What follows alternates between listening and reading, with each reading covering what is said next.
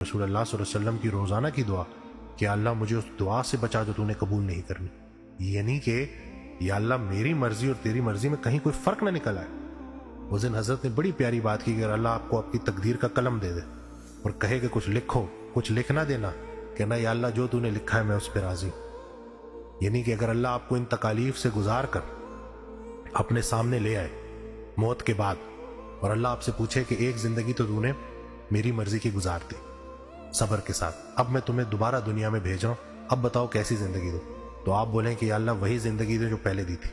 ये है तस्लीम और रजा वाले लोग। गिला जो है ना वो जिंदगी से तमाम खुशियां छीन लेता।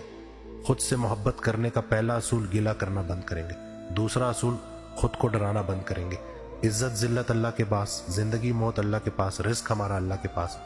जो हजरत का फिक्र है ना कि खुश नसीब वो है जो अपने नसीब पर खुश है, यानी कि हमने लाइफ को कबूल कर